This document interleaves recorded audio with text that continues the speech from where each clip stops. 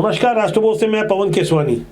चलते विधानसभा सत्र के बीच जब रिकेश सेन ने महिलाओं के बीच अंतर्राष्ट्रीय महिला दिवस के मौके पर 8 मार्च को जब ये कहा था कि उनकी जान को खतरा है, कोई एक्सीडेंट करवा सकता है, खाने में जहर मिलाने वाली बात भी सामने आई थी, बलात्कार के झूठे मामले में फंसा देने की साजिश की बात भी सामने आई थी। बोलते बोलते भावुक होते हुए रिकेश सेन ने जब ये गहरी बातें रखी तब उनका इशारा किसके तरफ था ये समझने वाले अच्छी तरह से समझ रहे थे।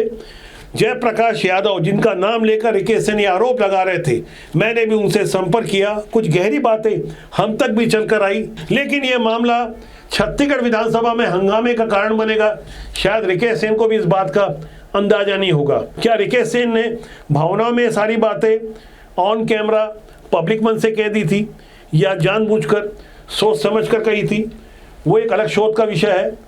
लेकिन पूर्व मंत्री उमेश पटेल ने कुछ गहरी बातें रिकेश सेन के बारे में रखी है।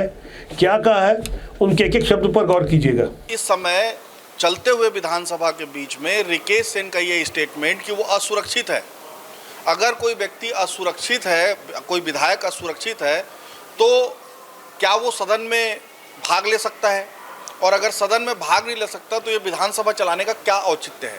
इसीलिए हमने ये व्यवस्था का प्रश्न उठाया कि कम से कम इसमें गवर्नमेंट के तरफ से एक वक्तव्य आ जाए, गृह विभाग से एक वक्तव्य आ जाए कि इसमें क्या सही है क्या गलत है।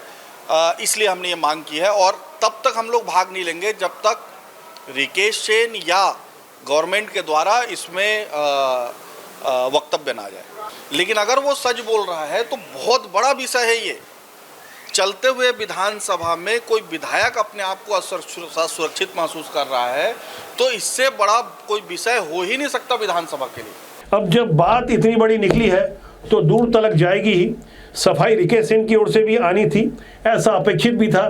फौरन रिकेश सेन ने भी अपनी सफाई दी, लेकिन बात जुबान से और तीर कमान से एक बार निकल जाए तो वापस नहीं आ सकता। माननीय मुख्यमंत्री जी से मेरी बातचीत हो चुकी है, संवाद हो चुका है, कार्य संसदीय मंत्री जी से मेरी मुलाकात और बात हो चुकी है, गृह मंत्री जी को मैंने सारा विषय बता दिया है। तो मुझे नहीं लगता कि अब ये कोई बड़ा विषय है। वीडियो लोग बनाते हैं, और वीडियो क्यों बनाया, किस लिए बनाया, उसका कहना है कि मैं वो जो पूरा विषय है वो मैं माननीय मुख्यमंत्री जी को दूंगा। वीडियोकर्ता ने ये बात को बताया है। देखिए, माननीय भूपेश बघेल जी ने भी ये बात कल कहा कि किसी ने वीडियो जारी किया है, और ये विधायक की सुरक्षा से जुड़ा हुआ मामला है। और मैंने, जब मुझे खुद को व्यक्तिगत रूप से जान का खतरा नहीं है, किसी के वीडियो आ जाने से ऐसे कई वीडियो जारी होते हैं अचानक, जैसे आप लोग देखते होंगे कहीं पे बम की अफवाह उड़ती है कि यहाँ पे बम रखा हुआ है लेकिन बम मिलता नहीं है, तो इसका मतलब उस परिसर में हम जाना नहीं छोड़ते हैं। वो व्यक्ति जो है जाके माननीय मुख्यमंत्री जी को और संगठन को जो है वो बता दे, और उसके बाद मैं इस पर कोई संज्ञान नहीं लूँगा। हाँ, हमारी पार्टी के थे, वो मेरे खिलाफ विधानसभा चुनाव लड़े थे, और लगातार 2 साल से जो है वो अलग अलग वीडियो बना रहे थे। आश्चर्यचकित होने वाली बात यह है कि अचानक जो है मेरी सुरक्षा को लेकर उसने वीडियो बना दिया। ये चर्चा का विषय प्रदेश में हो गया, और ये जो है कहीं इसके लिए चिंता की आवश्यकता नहीं। सत्ता पक्ष के विधायक द्वारा खुद की जान को खतरे वाली बात कहने के 3 दिन बाद जिस तेवर से, जिस सफाई से अपनी बातें रख रहे थे, उनकी बॉडी लैंग्वेज देखने समझने वाले अच्छी तरह से समझ रहे थे कि रिकेश सेन इस वक्त किसी और ही दबाव में है। शायद उन्हें समझाया गया होगा कि सत्ता में रहकर ऐसी बातें नहीं कही जा सकती। आप सत्ता पक्ष के विधायक हैं, पहली बार विधायक चुनकर आए हैं, लेकिन रिकेश सेन ने जो बातें कह दी तो अब विधानसभा में हंगामे का कारण भी बन गया। जिस जयप्रकाश यादव के बारे में वो बातें समझा रहे थे, वो जयप्रकाश यादव इस वक्त कहाँ हैं, और उन्होंने पीली फाइल दिखाकर जो कहा, मेरे पास ऑडियो वीडियो सबूत हैं, वो सबूत किनके लिए हैं? रिकेश सेन की ही पार्टी के लोगों के खिलाफ है, इस बात की संभावना ज़्यादा है, क्योंकि हमारे पास जो मजबूत जानकारी है, जयप्रकाश यादव उसे पार्टी फोरम में रखना चाहते हैं। फिलहाल आधिकारिक रूप से वो पार्टी के सदस्य हैं या नहीं ये स्पष्ट नहीं है।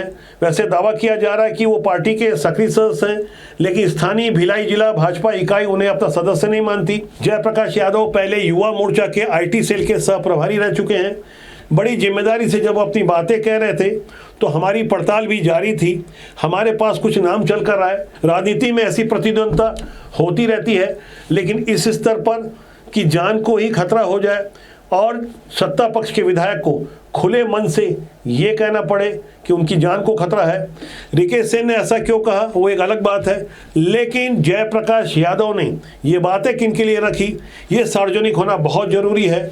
हालांकि जयप्रकाश यादव ने कहा था कि मैं सब कुछ उजागर करूंगा, आज की तारीख तक तो उजागर नहीं हुआ है, लेकिन हम बहुत जल्द ही उजागर करने की कोशिश करेंगे और समझने की कोशिश करेंगे कि अंदर खाने की वो बातें क्या है। थोड़ा इंतजार कीजिएगा। राजपूत आपका अपना जनमंच है जिसका सूत्र वाक्य है राष्ट्र हित सर्वोपरि। नमस्कार।